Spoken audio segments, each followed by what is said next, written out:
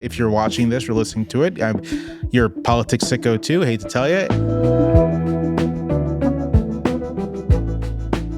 I am Michelle Cottle. I cover national politics for New York Times Opinion. This week I'm here with my co-conspirators, David French and Jamelle Bouie. And we are all, with the rest of America, coming up on the end of the midterm primary season in just a few weeks. And what a ride it has been. And what we've seen so far is that both parties are wrestling with who represents their future. So before we figure out who inherits the conservative mantle from Donald Trump, the GOP is going to have to decide what conservatism is going forward, while the Dems need to decide who they are and what they stand for. So I want to dive in first, because they are in charge, with the Republican Party. David, there's going to be a new president-elect in 2028.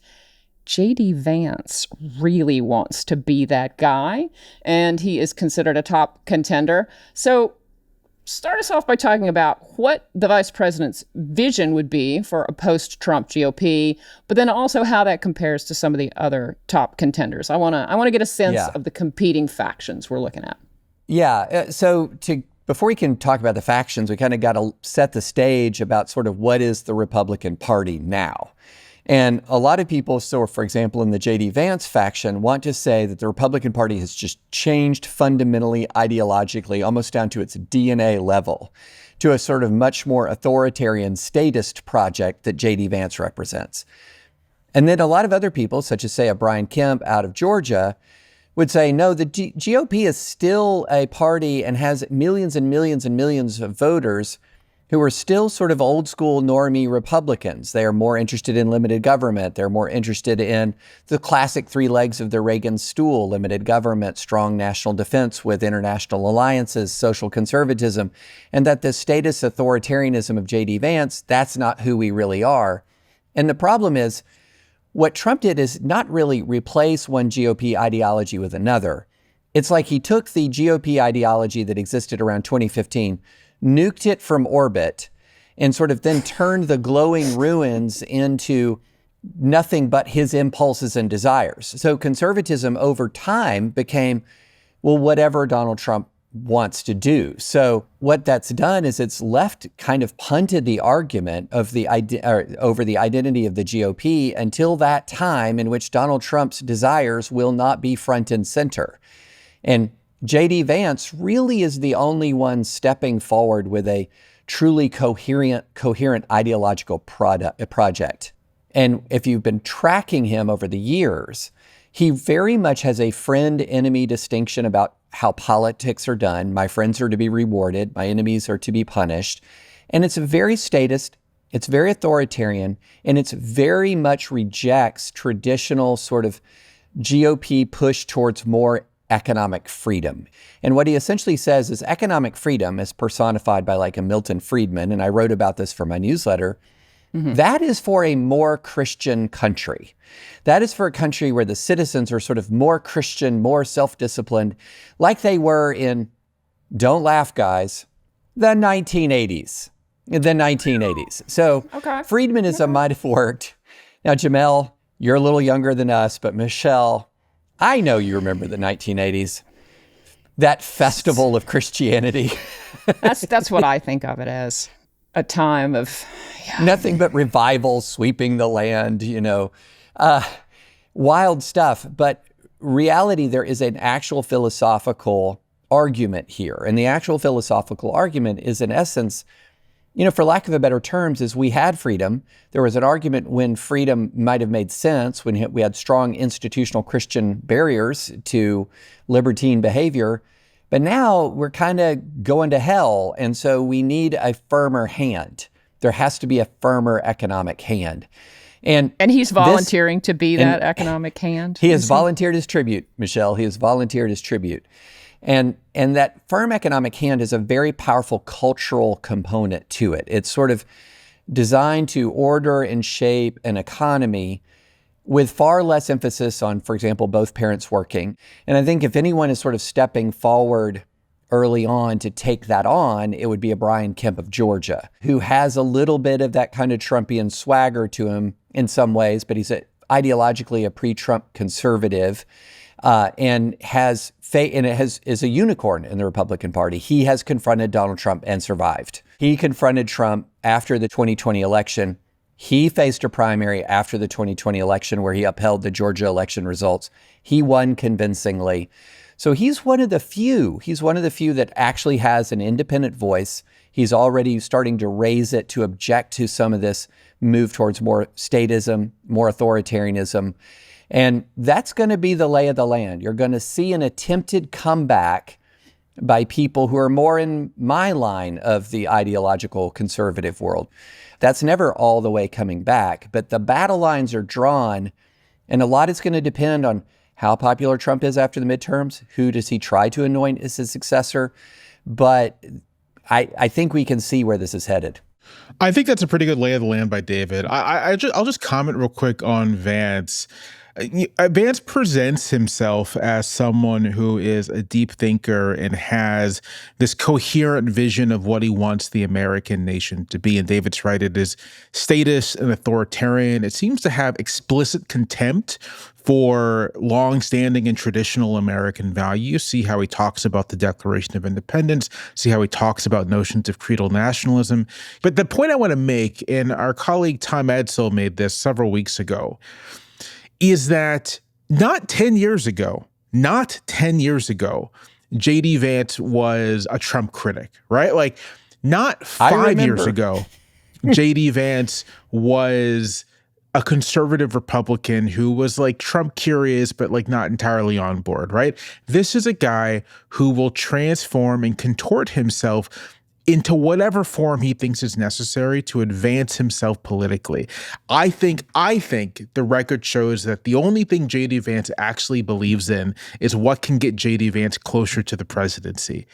And so I would just say that whatever form he takes in 2028 is going to be like highly responsive to the particulars of what's going on in the Republican Party in 2028. And this to me is actually his weakness. One of the interesting things about Vance as a figure in public opinion is that the more people get to know him, the more they don't like him very much. You know, obviously, I don't like the guy.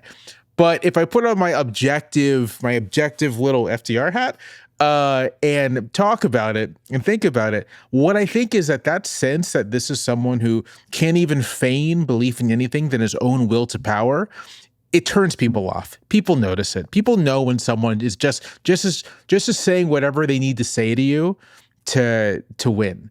And in a heavily favorable partisan environment, that's fine. But in what are likely to be the 2028 conditions, which are, you know, maybe a sluggish economy, maybe even an economy in downturn, potentially international chaos, then J.D. Vance is not favored to win a general election.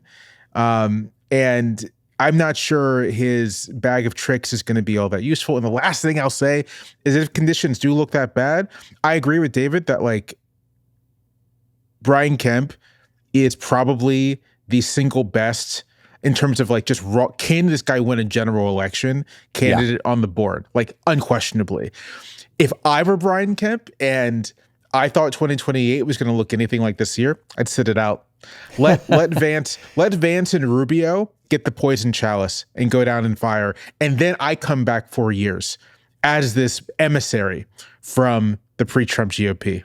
Vance, I have always thought, lacks the charisma or fundamental likability to take over the Trump mantle, which was it's a cult of personality.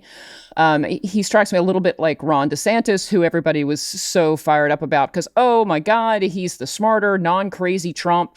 Yeah, but that smile and that just general creepiness on the trail was never going to go, you know? Not to interrupt, but there is that famous picture from 2022, I think, of like DeSantis and Biden in like the same frame, and Biden's like chatting it up with this guy looking really kind of Biden-y, and DeSantis looks like Charlie Brown. And it's like, yeah, that guy can't win a primary. He'd need like a serious glow up, just some basic lessons on how to look human. But everybody's going to pile in. Who do you see maybe as having the potential to pick up the Trump mantle, but not have J.D. Vance's crippling charisma problems? That's a great question. I mean, look, before we just write off J.D. Vance as having a crippling charisma problem, I think he has more charisma than Ron DeSantis. Low bar. But I also think that J.D. Vance run faster than a baby, you know? I think J.D. Vance is more shrewd in some ways, and that he's also like Ron DeSantis too online. But unlike Ron DeSantis, I think he speaks the language of faith more fluently than DeSantis does. And critically, I think he's better at whipping up religious fervor against his enemies. And if you've carefully looked at the numbers from 2024, I mean, a couple of numbers stand out. One is white evangelical votes in favor of Trump. If you've got up to 30% of the country that's going to go for you by this more than 80% rate, you have to fight Cratch and Claw to get 40, only 40% of the rest. So J.D. Vance has a very, very intentional message to this community. He is very much wrapping it around faith. And I think the next to answer the actual question, Michelle, look, you're seeing battle lines being drawn internally within the conservative, sort of the MAGA movement between Rubio and Vance. And it's entirely possible that this could be the contest. But to Jamelle's point, I'm also seeing a lot of people telling Rubio, run in 2032, because they're sort of thinking of this more like the McCain-Obama election, that this is the election where the Republicans are essentially, whether they like it or not, want to or not, or believe it or not, are going to be offering up a sacrificial lamb to a Democratic nominee. I think that's way premature to say, but if the fundamentals continue where they are, there's some real validity to the idea that J.D. Vance may end up taking on the B team rather than the A team in 2028. It's funny. If I were Kemp, precisely because of my relationship to Trump, I'd stay out of it. If I were Rubio, I would go for it. I think this is probably Rubio's last chance. So if I were Rubio, I'd be like, this is the iron's hot now. Because after Rubio is very much of like he was hottest, so to speak, in the 2016 cycle. And that was a disaster for him. And he now is, he might walk away from the Trump administration to be like the least compromised of the people involved. And you can't predict who's going to rise in 4 years. And so I think for him specifically, 2028 is probably the best year for him. I think we could expect some people like Ted Cruz to run, maybe Hawley to run. Absolutely. But the people I feel like would be serious national contenders, again, Kemp, Spencer Cox in Utah, I think will probably sit it out. Nikki Haley will probably sit it out, right? Like anyone who kind of has always been on the Trump skeptical side of things, I think is going to sit it out. So there's a name not mentioned. The Dauphin, the Prince of Wales, Donald Trump Jr. Oh, Trump Jr., yeah. Oh, dear. I have heard no real rumblings in this direction, but it would not surprise me at all for this reason. The Trump family has been doing very, very, very well financially. They are by being in the Oval Office. My God. And so, if a Trump is not in the White House, the gravy train is almost certainly going to end, at least to the degree that exists right now. I would not be shocked if he enters the fray.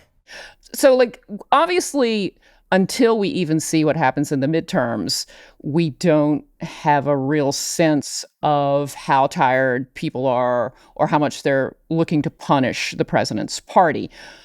From the primary results so far, are you getting any sense of where the Republican electorate is, David? I mean, whether they're feeling still very MAGA-y or... Well, look, it's a mixed bag, which is actually, from my standpoint of somebody who's long wanted Trump's influence to diminish in the GOP, is progress. So he has had some very notable successes, but many of his endorsed candidates have lost, especially of late. So he's about to hit a point where he's had more losses of endorsed candidates than I believe he's already passed any cycle or perhaps approaching any cycle and might be approaching like the previous couple of cycles combined. So something is happening here where the grip is in some places and at some points is slipping. But it's still the case. It is still the case that it's extraordinarily dangerous to confront him politically on the right, which is why, a lot of that post-Trump answers keep circling back to Brian Kemp, somebody who has confronted Trump and has proven popular with Republican primary voters still. Jamelle, is there anything giving you optimism from the primary results on the R side? On the R side, I mean, not really. Okay, it's moving not, right along. Yeah, it's not as if no one, even though Trump endorsees lost, there's still plenty of people who represent the same kind of fundamental politics of grievance, disinterest in governing. I mean, that's honestly, if I could get Republicans who just cared about managing the government in a competent way, that would fill me with optimism. But there's no indication that's a priority for Republican voters. So, yeah. Well, let me stick up a little bit for some Republican voters here. I think at the state level, you still will see at the state level, for example, something that our colleague Nick Kristof has written about multiple times, and rightfully so, the Mississippi Miracle in reading, for example, has been a product of state level Republican innovation. Brian Kemp he governs like a serious person. He has done a lot of things in Georgia that are serious governing things. The national party is a joke at this point. I mean, it's absurd. It's like watching WrestleMania sometimes. It's just absurd. But I will say, and at state after state across the country, there are still serious people doing serious things. And I look forward to the day, hopefully, when those serious people who have been doing serious things actually become part of the national conversation. This is why I'm always biased toward governor candidates running for president, in part because I think team sports in politics in Washington has just made it such that it's not about governing or about competence so much. And I'm always like, if you're a governor, you've got a better story. You tend to have a better record of getting stuff done. You actually have to deliver for your constituents. But that's on both teams. So, but that's just my personal bias. Okay, so before we pivot to the Dems, I feel I got to do a PSA here. If you're not a subscriber, we have some news for you. You can now explore the Times for free without paywalls during your first month on the New York Times app. You'll get access to the entire back catalog of our fantastic show, along with the rest of the Times' fantastic podcasts. So with that, let's move on to the Democrats. This Tuesday in Florida, the left wing of the party scored another win when State Representative Angie Nixon, a Democratic socialist, defeated her moderate opponent, Alexander Binman, in the Senate primary. He had a lot more money than she did, the backing of the establishment. But while the party's left wing is, surging in some places like New York and Michigan, it's also struggled in others. And now there's also this kind of kerfuffle among progressives with this new reassessment of wokeism, which has sprung up in part because there's this viral clip making the rounds of Alexandria Ocasio-Cortez distancing herself from what has been dubbed woke one. So, Jamelle, for people less tragically online than we are, you want to just give us a quick explanation of this woke one controversy? Sure. Before I do want to say two things just to establish them right now and kind of to say where I stand on some of this stuff. The first thing is, woke is a term that comes from African American vernacular. It has its origins in the 1930s, and it has traditionally meant something along the lines of be aware of the ways that this society is not built for you. Be aware of the ways that you may face disadvantage and oppression in the society. Again, this is a term that emerges in Black vernacular in the 1930s. And that is, as far as I'm concerned, what the term means. And the usage You are exactly one of about 20 people who think that's what the term is at this point. I mean, I grant you historical. I always love the historical reference, but that ain't where it's gone. I think a lot of Black Americans would agree with me on this point. I'll say that. I think among commentators, sure. Not very many people agree with me. Among the people for whom the term... No. You can't pull that as a split between commentators. And yes. Half of America has decided what woke is, and it's among not Black Americans, that. it still means what I just said. So, but beyond the commentators, and there's plenty of folks who have decided something very different. I just want to put that out there. That's the first thing I want to say. The second thing is that, irrespective of what you think of all this stuff emerged in response to actual problems in the society. I want to make that clear, right? This emerges because people saw real injustice and had a strong reaction to it. Okay, so what is Alexandria Ocasio-Cortez talking about? I read her as talking about a response to kind of like the hyper academic, jargony, in the case of Francesca Hong, maybe we shouldn't have Thanksgiving, like that kind of stuff that you saw. I would say you saw principally online, the kind of outbidding people trying to outbid each other in their cultural radicalism in this 2020, 2021 period. I think that's what she's referring to when she says woke one. And to the extent that that is, a thing, I think it's entirely appropriate to say, that stuff is silly, right? There's a lot of litigation right now of what the 2020, 2021 period was to begin with. And I would describe the two sides as well-meaning, but a lot of silly stuff happened, versus there was like a mini cultural revolution that happened that harmed real people. Except the real people who got pushed out of jobs, of course. Right. That's what I mean. That harmed real people. And I'm gonna. You didn't ask me to editorialize, but I will editorialize a little bit. I think that were there people who got unfairly pushed out of jobs? Yes. I still think, even with that we need to be careful about describing this. Not even need to be careful. It is not accurate to describe this as anything like a cultural revolution. That even when you look at people who received unfair treatment, you have to ask yourself as well, were their lives irreparably harmed here? And as unfair as some of the treatment was, this wasn't a HUAC. There wasn't a HUAC. There wasn't a blacklist. And by HUAC, you mean the House Un-American Activities Committee. Yes.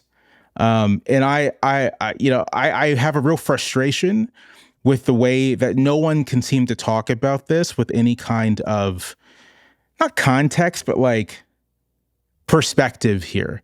And I have a real frustration, with this conversation in this moment when, the current government was literally sending people to foreign prisons. Americans were literally being deported from the country, legal permanent residents. And so from where I sit now, to observe this conversation about the excesses of wokeness while there's a government that has murdered people on the street and isn't even investigating the deaths. There is no investigation of the death of Renee Good by the federal government.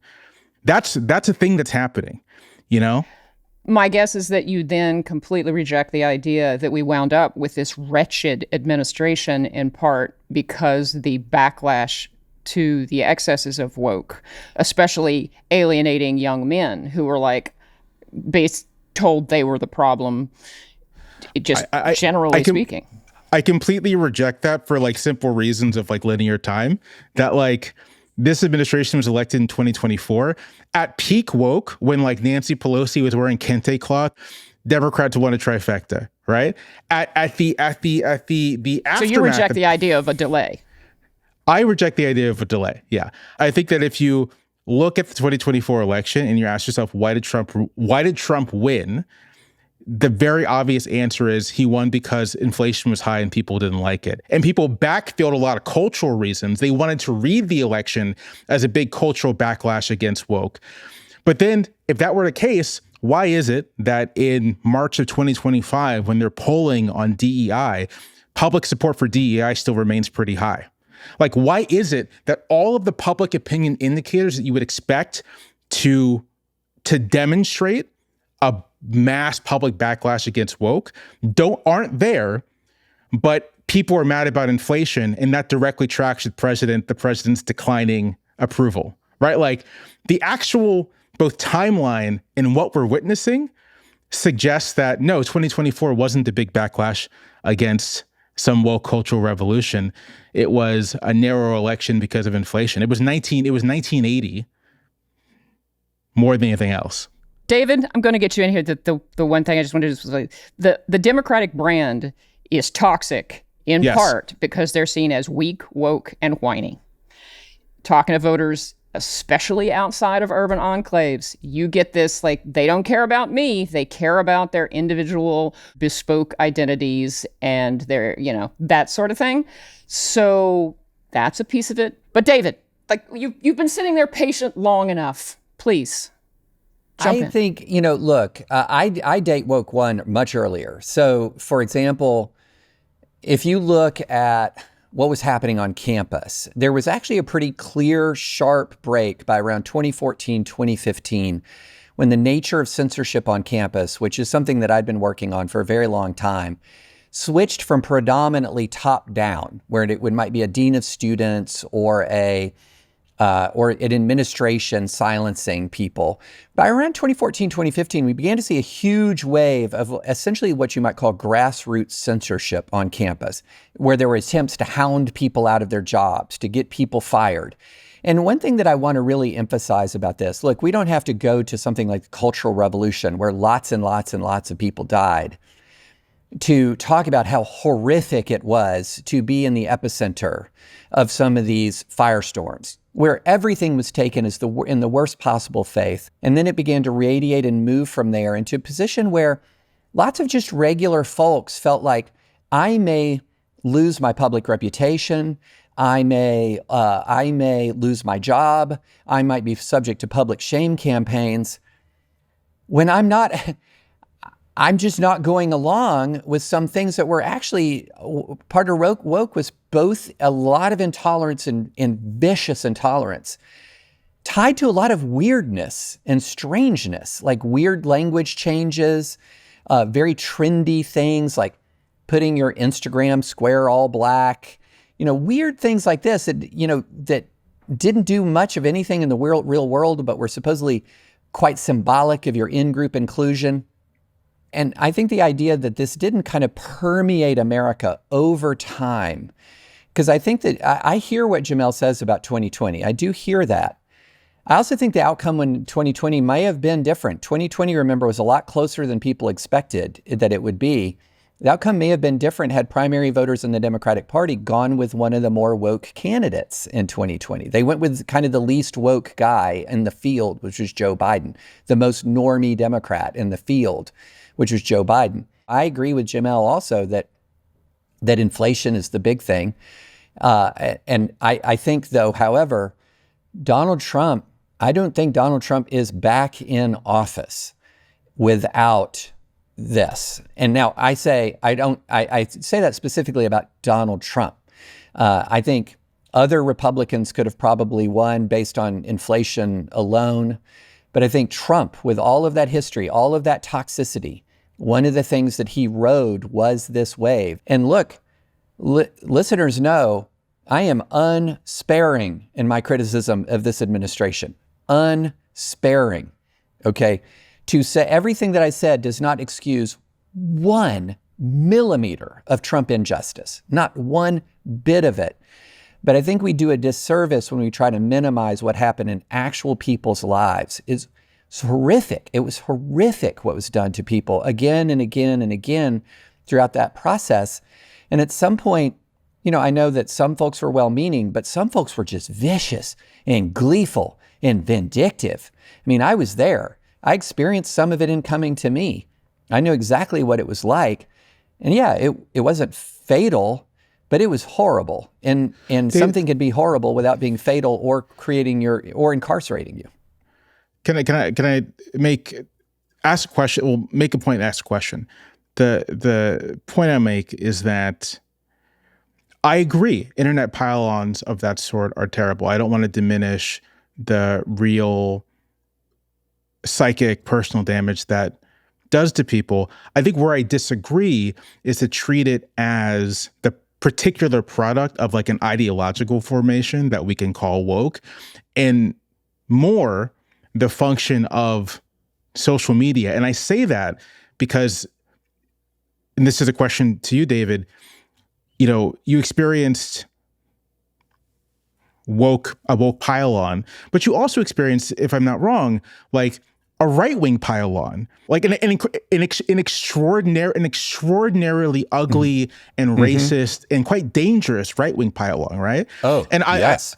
I would just say that like the fact that you experienced both of those things and there was no like wokeness happening amongst right-wingers, to me that is not evidence, but like potentially a data point in favor of the view that like what we're talking about here are the way that social media platforms, through the fact that they anonymize people and they can incentivize the kind of pile-on behavior that can happen from any particular set of ideological perspectives, right? I'm just not certain that one can say,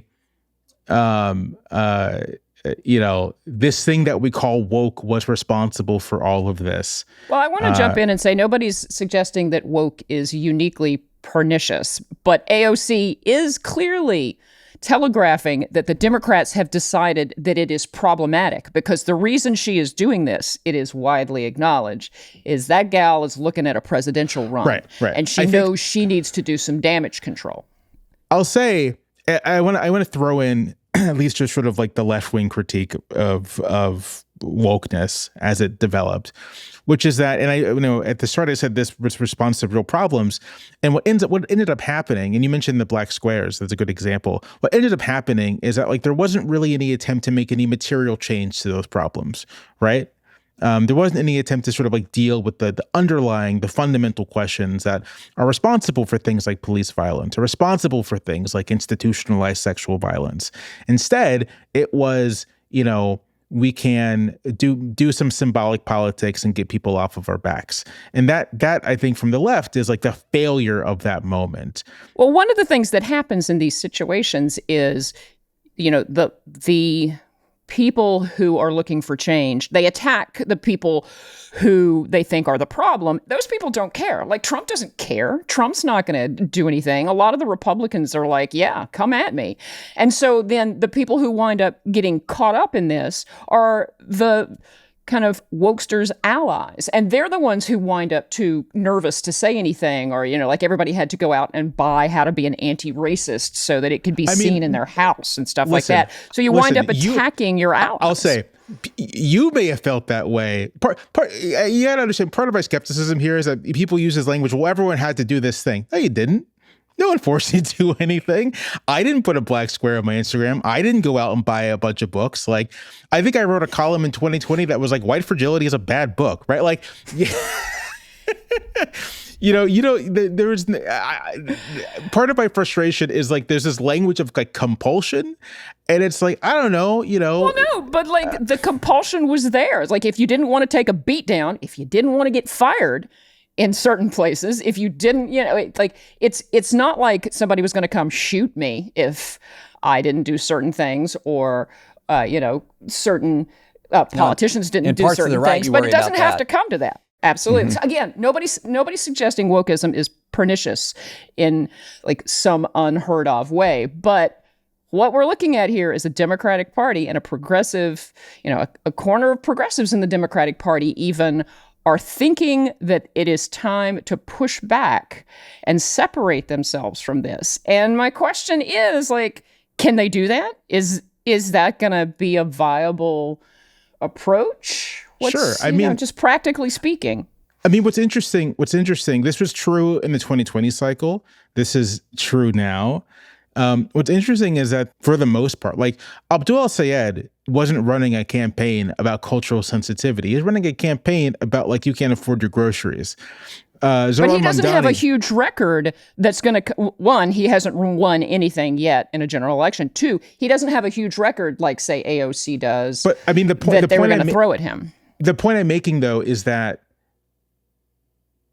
may not necessarily be anything like AOC might have to say, you know, some of that stuff was silly and move on. But when you look at sort of the most left-wing candidates then and now, they tend to run on very material issues. Like they actually like part of and this gets to sort of like the left-wing critique of wokeness, right? Like part of the funny thing is that it's the candidates closer to the center left who don't want to offer big transformative material programs, who bend towards the cultural politics. Like I think the people who are going to have a more difficult time maneuvering this are actually closer to the center, precisely because they use that cultural moment to try to make themselves palatable to the left without actually having to give any concessions. That's sort of the challenge. Well, one thing I'm interested in is calling woke 1 crazy pretty much assumes there's a woke 2 on the horizon. So have we a sense of what this will be? It's here. Woke 2 is here? Yeah, it's here. It's from the right. I really okay. If we're this whole like woke right thing, which I know got some currency a couple months ago, I think is stupid. I'm not even going to be polite about it. I think it's very stupid. I think we can just talk about that as like right wing ideology, like it's its own thing with its own dynamics. But the other thing, woke two. I'll just say real quickly. Okay. To the extent that that's a thing, you know, woke 1 was a backlash to Trump. Woke 2 is going to be a backlash to Trump. The question is, what is the nature of that backlash going to be? I think in this iteration, the nature of the backlash is going to be less about trying to find, you know, create like a cultural space of anti-Trumpism and more about what does like political hard-nosed anti-Trumpism looks like. And when you look at the kinds of candidates that Democrats are going for, it's those candidates that have like a very hard-nosed, we want to extirpate whatever this is think more economic? From the society. I think more economic. I think more political reform. The fact that, you know, an easy applause line for a Democratic audience is we're going to pack the Supreme Court should tell you, I think, where Democratic voters all are and what woke 2 looks like in practice. Okay. We're gonna switch to lighter fare. It's time for recommendations. Jamelle, go first. I've been reading the book from our colleagues Maggie Haberman and Jonathan Swan, Regime Change. It's quite good.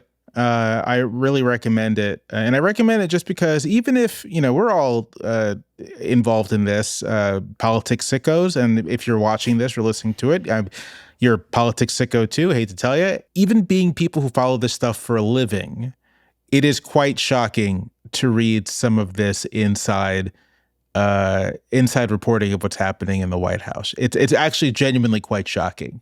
I'll say the things that have shocked me the most reading are just the total collapse of the information environment inside of the White House. There's a lot of stuff in there that's even more troubling.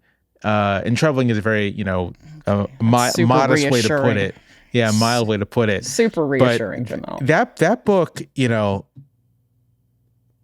I'm not one for hyperbole, but that book fills me with dread, knowing just how disorganized, how much like that White House is operating in a cloud of delusion. Awesome. Cloud of delusion. There's the phrase for the day. David, please give me something less grim and unsettling. Read the book. It's good. Please. Okay. Michelle, your wish is my command. I have the most heartwarming, the most uplifting, the sweetest show on television to recommend. And it's an absolute freaking hoot. It is hilarious. It is warm. It is joyful. I like it better than Ted Lasso in all of those regards. It's on Apple TV. It's called Trying. And it's about a young British couple. They can't have kids, and so they start trying. The trying is to adopt. And we're an adoptive family. It is a beautiful show for adoptive families to watch. It really does illustrate the difficulty of the process and the ups and downs and the heartaches and the triumphs. And so it's a wonderful show. And if you really want something that is going to, quite frankly, show you what love looks like, watch Trying. It's so wonderful. Okay, that's going to the top of my list. So we talked a little about the McCarthy era, which is funny because I'm going to recommend American Scoundrel, which is the soon-to-be-released bio of Roy Cohn that Kai Bird has written. I think it's out early September. It is amazing. It is very upsetting because, as viewers and listeners probably know, Roy Cohn was this big political figure all through the 50s, through the 80s. He was a prosecutor on the Joyce and Ethel Rosenberg trial, but his influence on Donald Trump, as you read through, is just so upsetting. I mean, Cohn was this kind of monster who plowed through life just through sheer force of will, shamelessness, dishonesty. It was like watching the making of the proto-Trump. And so it is the most compelling read. It's for those who will recall the Oppenheimer book, this is along those same, not quite as substantial. It is not going to serve as a doorstop in the house, but it is a compelling read. Absolutely put it on your list. Can I recommend two things to watch along with it if you read it? I haven't read it, but they come to mind. There's an HBO documentary, Bully, Coward, Victim, the story of Roy Cohn. That's pretty good. And then The Apprentice from a couple years ago, it's Sebastian Stan as a young Donald Trump and what's his name? Jeremy Strong as Cohn is actually very good. So I would recommend multimedia experience. Yeah.